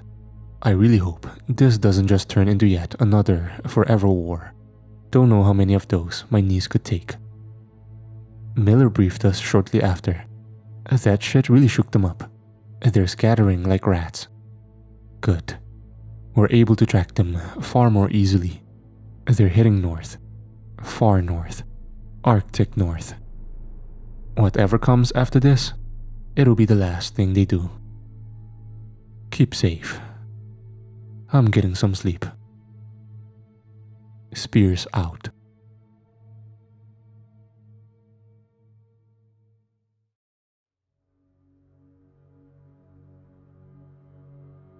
And so, north we went, following a race of ancients who at a glance appeared much like us. But close up, we found them to be as alien as myths of Martians coming from the stars. Their violence reminded us of other humans, nothing held back, claws out, tearing at each other. We went to war. Despite everything, we came out on top. SEAL Team 4 has been slowly pursuing our enemy through smaller skirmishes as we ventured towards the Arctic Circle. Naval assets requisitioned to assist us on a larger operation have been aiding us in slowly encompassing them. The more stragglers we catch, the more corpses we have lined up on the deck of a carrier. Chief and I went to inspect the group that some coasties had captured, a hard-charging MSRT unit. They're those guys that jump on the top of Narcos subs, banging at the hatch and meet confused occupants with a barrel to their face. The deep-sea beasts never stood a chance. Whatever they did had them damn near in pieces as we went up to inspect. It's easy to dissociate when they're like that. Dead, lifeless, a fish monster with all too human-like appendages that somewhere along the evolutionary line had taken a submerged turn. Even then, that's just a theory. We were questioning the agency's spook, Miller, about it within the bowels of the storage room on transport. I have worked with plenty of federal sector dudes while in the teams. Cross-organization operations are nothing, and by all technicality, this operation isn't even our first Omega deployment. That being said, it's sort of a toss-up on whether or not they're trustworthy. I mean, sure, it's for the good of the American people and all that fucking bullshit. But let's not kid ourselves. CIA has a history. That being said, there is something to Miller. The introspective knowledge he had on the sirens and more. It was a long night within the bulkhead walls. Plenty of our dudes had racked out. At this point, due to close proximity of being borderline shoulder to ass, guys were just using their pelter headsets turned down as earmuffs. A few of us remained awake, talking. Chief and I were playing cards with some of the guys. A few others had their projector up and were watching some noir flick. Miller walked in, raising some eyebrows, but at this point we were used to seeing him. He silently gestured to the circle we were in. One of us slid over one of the ammo cans for him to cup a squat on. He grabbed his pack of Marlboros, his lighter failing him, so I sparked up his sick. "Who's winning?" he asked in a low tone. Chief's chuckle and our collective eye roll quickly indicated who had been kicking our asses for the past 2 hours. The E8 sneered at me, saying, "What next, Spears? You gonna put your wheels on the line?" I flicked him the bird. "Over my dead body, Chief." He was not getting my vintage Harley. My gunner, who had been seated with us, shooting the shit long after he had bowed out of the card game, looked over to Miller. "So, PEXU?" He took a puff of smoke, blowing it away so the nearby vent would flush it out onto the open ocean. "What about it?" We'd gotten the welcome brief to the Joint Paranormal Operations Coalition that fate had stumbled us into like a new-to-the-fleet clean trident meeting his first dependopotamus at the bar. Two things came out of that talk, and the little folder that came with it. First, this shit was one of probably a dozen campaigns currently ongoing, 100 having been completed, and maybe like 20% had some sort of positive conclusion. Second was a damn near half 100 nations all came together, and somehow we were strapped for men, room to breathe, and on the back ropes. So what, the Chinese are monitoring the sirens too? My gunner asked as Miller made a rolling hand gesture. On their own terms, yeah. Chief raised an eyebrow as he played his hand. So what, are they not with us anymore? Miller shook his head. Nah, them and the Russians bowed out after Ukraine. There was something oddly frustrating about the fact that, supposedly, a multi-societal cult that had parasitic veins stretching from ancient Central Asia to the New World, disappearing millions of people a year, had its noose tied around the world's neck. Yet, even then, men still choose their own foolish hedonism and stupidity over putting aside differences. As far as Miller knew, the sirens weren't even an act of the cult. No, as he detailed, something's gotten into them on their own. I don't know what, but there doesn't seem to be any Velmoth Baraka intervention. I raised an eyebrow. It's Balkan, part of it at least, maybe a little bit of Indonesian too. Time ends is what we think it means. It has no traceable origin. The only record we have was PEXU's chief encountering a surviving member, repeating it over and over. Found during the siege of Krasny nearly 30 years ago. Blackwood Brotherhood is a term the Germans came up with after the KSK encountered them in the dark woods. Brotherhood of the Blackened Wood. 1,000 years of ancient history is bubbling up around us, and it's only getting started. I scanned the floor, debating about what to ask next, just as Chief absolutely ended the game. Royal flush. Fucking bastard, grinning as he took the pot. I sighed as I tossed my hand. PEMU, right? Miller shrugged. Formally, but yeah. What's your play? This for some deep cover agency op? How'd you get into all of this? Miller seemed to pause, his stone-faced mug layered with scars as he slowly took a drag from a cigarette that finished it off. He flicked the butt into a small can we had been using as a trash can nearby. His breaths were slow, methodical. A slight furrow of his upper lip showed he made up his mind. I'm one of the last non-compromised assets within the Central Intelligence Agency. The director herself is surrounded. I got into this a while back. Kandahar. We were tracking down a missing ODA that was supposed to be conducting advanced reconnaissance for 75th Rangers during the winter search. Instead, we found an ancient being of Judeo-Christian origin, stuck a telephone pole-sized spear straight through the chest of a radio operator.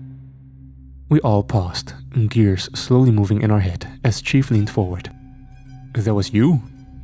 Yeah, I was a fucking fresh out of the activities center pipeline kit back then. Now, shit. The infiltration of Velmoth Baraka pretty damn rampant. Doesn't help that, day by day, their shell in the new advent keeps bringing more people in through their evangelist rehab centers, food kitchens, community programs, and disappears as statistics. New age missing 411. Miller's all too frustrated sigh sounded human, right down to the slight hit hang as he looked up at us, then at me. Why am I here? I don't know. Maybe I do have a bit of hedonism in me. I like the money, the opportunities the CIA brings, but none of that is going to matter if there's no world left after it. That and I'm sincerely fucking tired of watching kids get kidnapped, trafficked, indoctrinated, killed by cultists, or torn up by monsters. That good enough?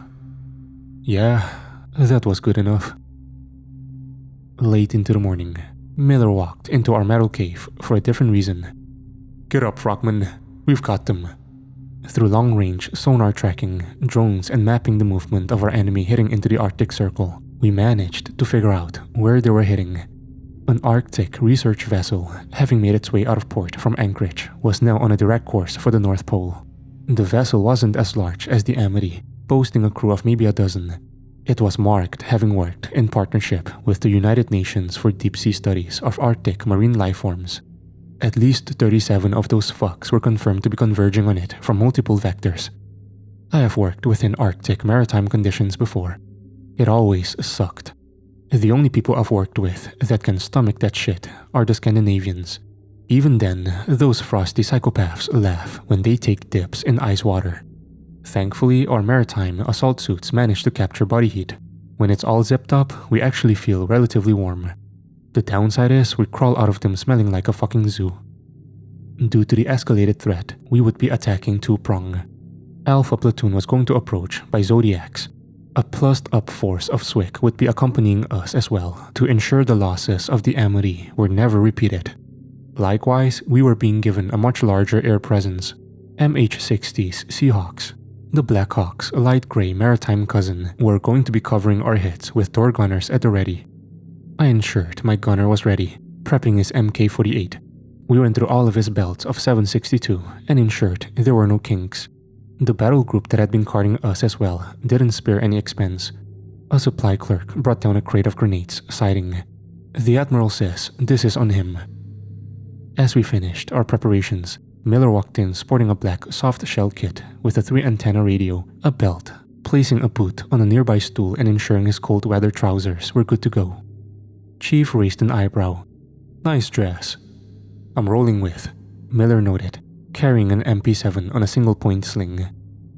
No matter the amount of shit we've been through, nothing prepared us for that drop into the Arctic water.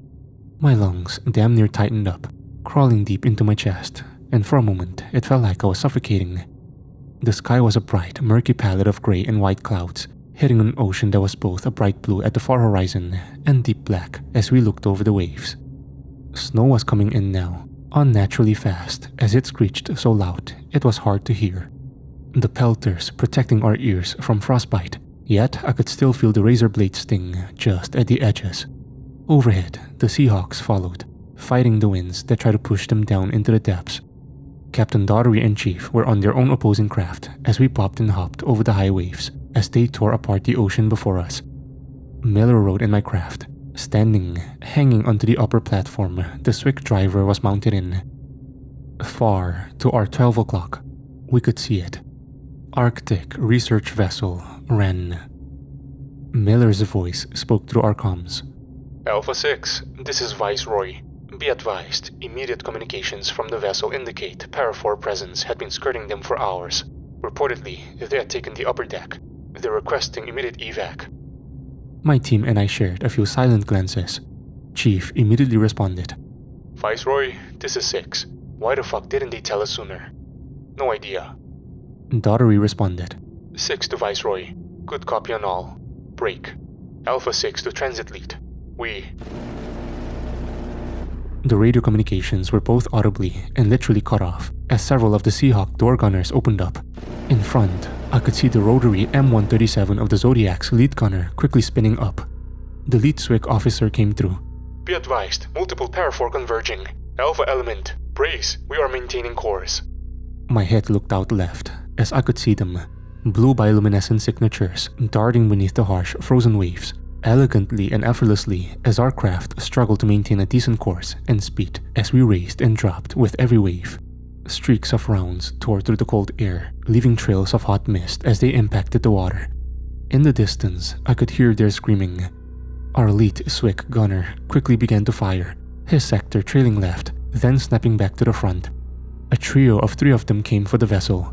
The lead one was massive, 7 feet in height as he leapt from the waves and was damn near over the vessel. His eyes were dark, jaws white as his claws converged. Miller crouched as a splash of blue blood washed over us as the M134 minigun tore through a siren. Aquatic organ pieces and an intestinal tract hit the wet floor of the Zodiac and hissed as it cooled from the water and air. Craft 1, this is 3, having to maneuver close to formation. Craft 2 to Overwatch, we need immediate suppression on our rear. A group of Parafor is converging. Overwatch to Craft 2, Parafor directly to your starboard. Before I could even register, Miller's MP7 snapped up and to our right, firing as a hulk of a beast leapt over the side and onto me. It crashed into several of us, knocking some of my team free as the craft chief damn near tripped backwards. Its claws slashed everywhere, one cut through my assault suit's leg, and I immediately felt the sting of the Arctic water and air. My rifle was trapped between me and it, My buttstock raised as I tried to create space from its snapping jaws. I thrashed, kneeing it. It hissed at me as I could see the thousands of needle-thin teeth inside of its mouth, rows that ran all the way down to its throat. I tried to free my rifle. It was trapped. My Glock was blocked by its thigh. So, I did the only thing I thought was right at that moment. Screaming through my face gator, I took both hands and dug into the gills under its neck. It writhed, screaming as one of its clawed hands stretched at my shoulder and bicep. I grit my teeth, rage overpowering my pain as I dug my fingers deep and started to tear at its delicate aquatic lungs, taking the heel of my boot and crushing its foot. I could hear it roar in pain. Good. Forcing its head up, one of my teammates quickly brought his suppressor up to its head and fucking canoed it. Blue blood and thin bone flew into the air like confetti. As it immediately went limp, Miller kicked the thing off and shoved it overboard, helping me up. Through the harsh waves and distant gunfire, I could make out him saying, "You good?" My suit was torn and I was freezing my ass off. I was bleeding and I could feel deep gashes from the thing's claws. But it was dead, and more were dying around us. "Yeah, I'm alright."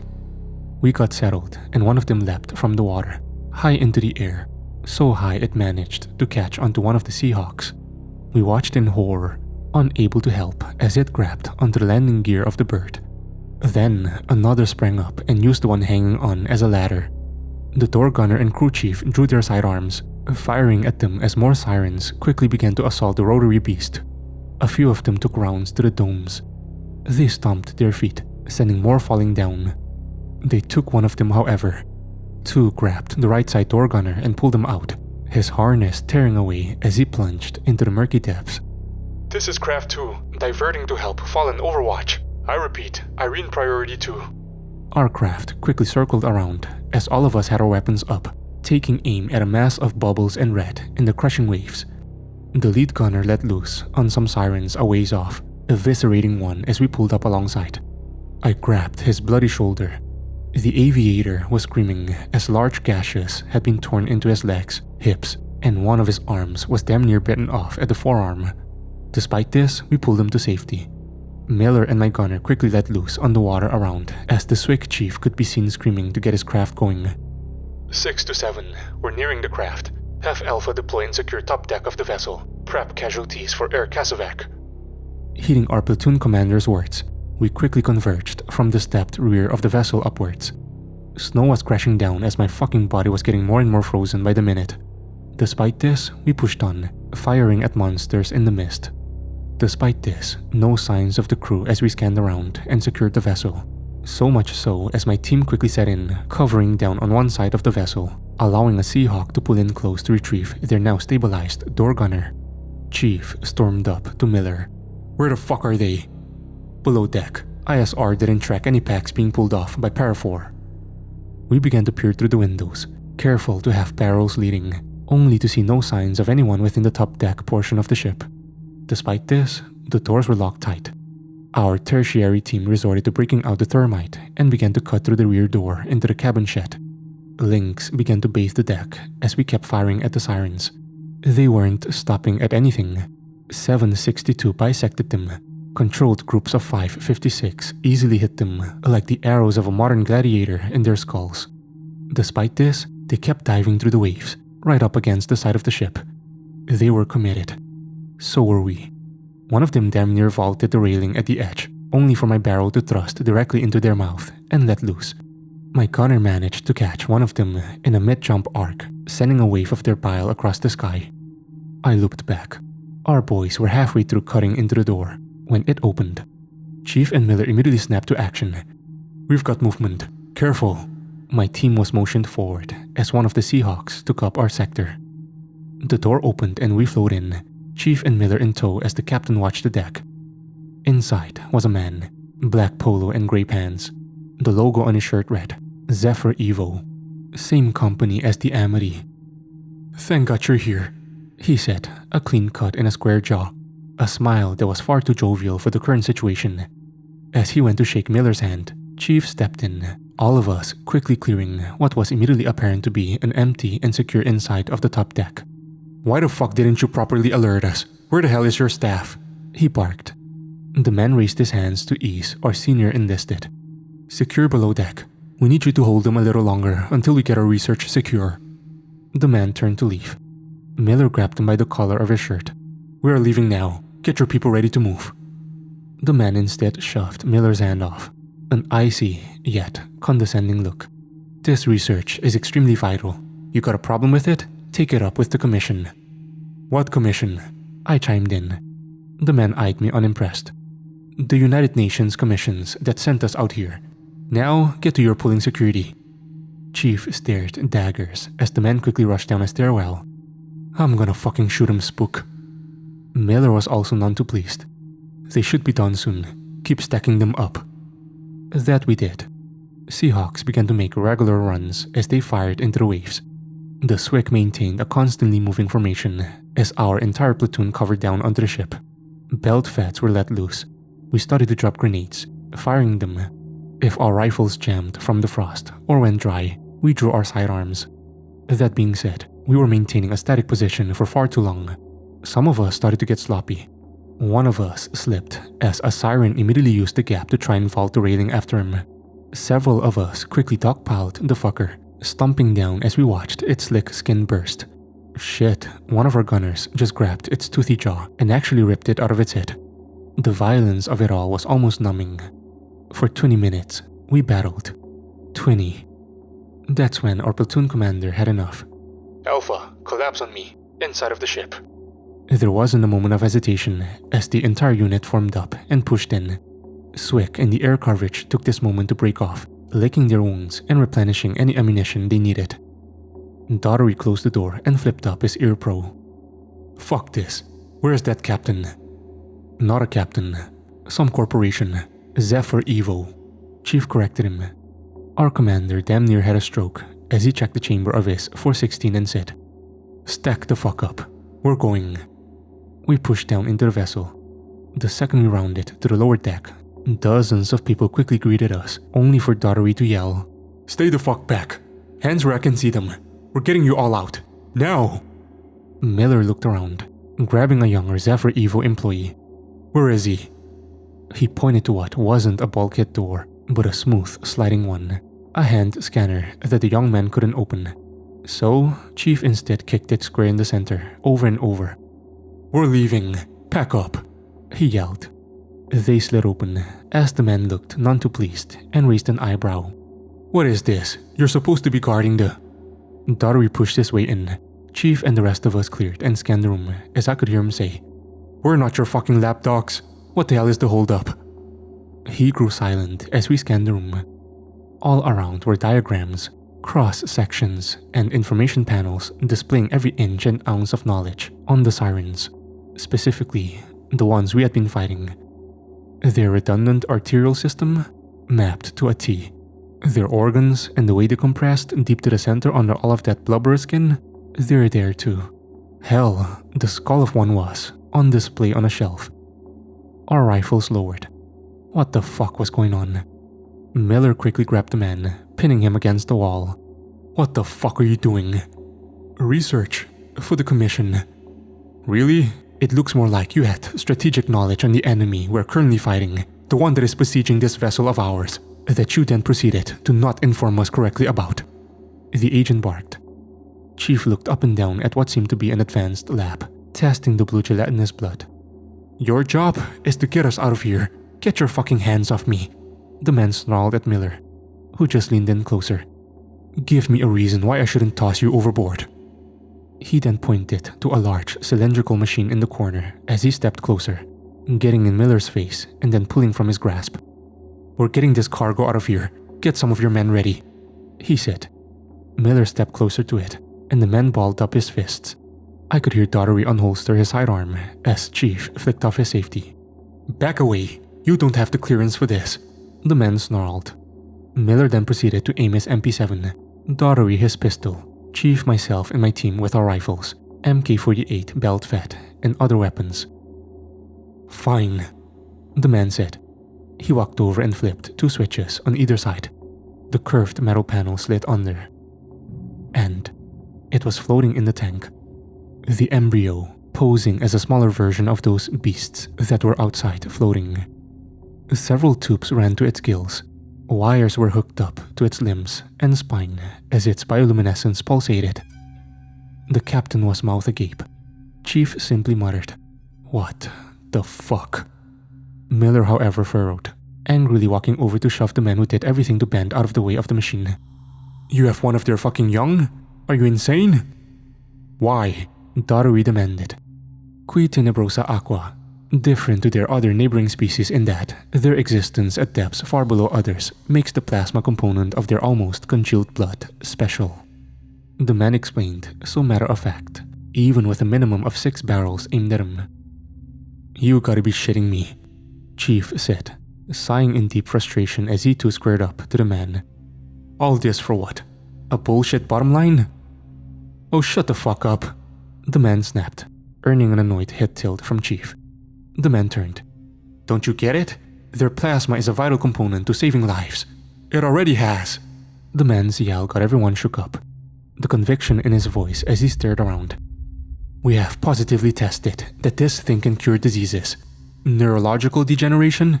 Early test subjects are starting to come around from conditions that debilitated them for a fucking decade." He turned to Miller. "Parkinson's? Yeah, that too. The possibilities are endless." "Yeah, and all you needed was to start a cross-species war," Davarm remarked, the man rolling his eyes. "Save me the righteous speech about harvesting the components of a species that has reaped and attacked humans for years. Since early explorers roamed the seas, they have tricked, pulled, lured, and attacked us. Who gives a damn about them?" "You realize these things are speculated to have a hive mind component, right?" Miller interjected. The man crossed his arms. "Confirmed, actually." "They've been tracking you this entire time," Davarm said, a confused raise of the brow. "Yes, combat missions helped us gather more intel," the man fired back. "Over our fucking blood," Chief roared. The man didn't waver. "Calm yourself, soldier. We harvest vital fluids and components from animals, chopping up starfish to test their regenerative capabilities. And for hundreds of years, we've made progress. We could save an entire generation from growing up with disability they're born with. And you want to lecture me? Tell me, Captain, how many have you lost to these things?" The captain stormed, placing the barrel of the gun under the chin of the Zephyr Evo project lead. "Enough! Brought on by your bullshit." Just then, from the comms, "Overwatch to Alpha Element. Parafor storming deck and making entry. Unable to effectively fire on without hitting the vessel." our adrenaline spiked as my team and the rest of the platoon turned our barrels to the stairwell back up. I quickly rushed forward, my gunners and several others leaving the chamber as we formed a wall between the crew stuck outside and them. They poured down the stairwell, a dozen, maybe more. Then they stopped. They roared, hissing, paralytic venom spilling from their lips as they eyed us. Their claws scraped against the walls as the mass of them ran all the way up the stairs, probably right into the section above us. The amount of rushing and stomping we could hear got under our skin. We were itching for a fight. But this would be a mess. There was a fucking brigade of them, civilians immediately behind us, screaming, crying, muffling their woes, as we could feel the slimy breath of them on us. A line of barrels were aimed. I kept watch. They didn't move. I looked back to the captain, Chief, Miller, and that fuckhead. "Sir?" I asked, the world standing still. Davarm looked at me, then to Chief. "We're giving it back." "No!" the man shouted, attempting to make for the machine. Miller proceeded to hip-toss the man with fluidity that surprised me completely. The thud of him hitting the metal floor riled up the sirens, who roared with a hiss, following.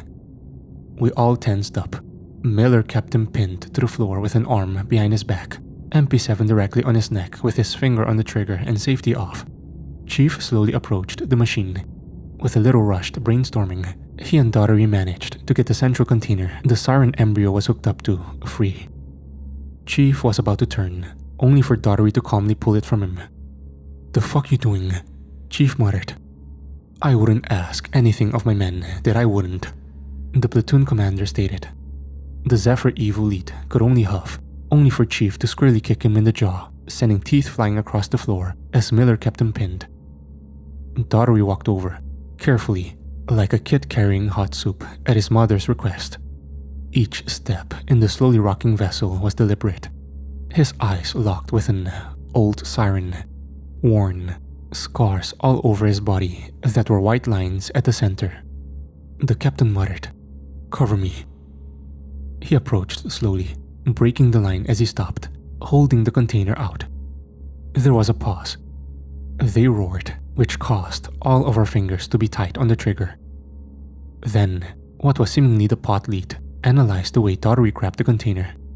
It reached forward, its long claws leading as the slimy pads of its hands secured it, and took the container.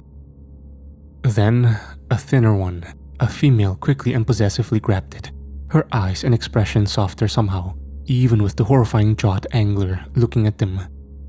They all roared and left. Overwatch to Alpha Element. We have several Parafor leaving. Alpha 6 to all Overwatch and craft elements. Check fire. I say again, hold fire. Overwatch to Alpha 6. Say again last. Hold fire. Overwatch copies all. The Zephyr Evo project lead, Robert Amos, was quickly apprehended by Interpol for the smuggling and illegal poaching of protected animals, along with additional charges from the federal courts of the United States for threatening active duty service members and interfering with operations of the United States military. The Pitcairn Islands, American Samoa, Peruvian and Chilean courts also joined in. Zephyr Evo was hoping to pin him as the fall guy.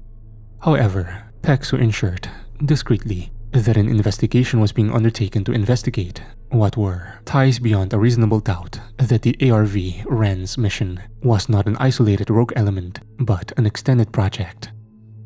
Now, Miller did preface that he could very easily be a sacrificial lamb. That being said, apparently current FBI Director Henry Langford had an invested interest of seeing where the trail of Zephyr Evo led as well. Should all go well, they weren't just getting hit with the book, they're getting hit with the Library of Alexandria. So, I guess this was a positive conclusion in a sense. Nailed the low 20% in our first operation with PEXU. Hell yeah, Alpha Platoon. They still bled us, and part of me is always going to hate those fucking things. Personally, I'm just hoping we get another opportunity to kill more. That being said, a lot of this mess could have been avoided, and the aftermath is going to be felt. The attacks haven't been as frequent from those, but more of their kin continue to prey on vessels. We got one hell of a leave ticket after this. Just after 48 hours after we watched them slink up the steps, we were throwing darts back in the States and enjoying our time. Our fallen brother won't be forgotten. I wonder if this is how veterans from wars felt meeting their opponents years later, shaking their hands with enemies from Indochina, Europe, Japan, being able to settle some. The fire and pain is too fresh though, and I'm not ready to let it go. Neither is our platoon. That being said, we're not done yet. We've been inducted into this paranormal extermination unit, and from what it sounds like, we just stepped into a larger world. I've been reading up in my spare time. Miller suggested we buy extra locks. Apparently, there's been an attack on PEXU-related units. I fucking dare them to try against Alpha Platoon or SEAL Team 4 at large. That cult can get fucked. Whoever this Belial fuck is, we're going to find him sooner or later. One thing though, it was on the news. We're getting ready to go to one of the main PEXU compounds, somewhere in upstate New York. It was that new advent puppet stooge, Ryan Evans. He was on stage, preaching about remembrance, not letting hard memories fade into the ether. All of their stupid fucking gold wristbands raised. That earned all of the eye rolls. The thing that earned a chill up more than one of our spines, probably all, was when he had that smirk and announced his run for presidency.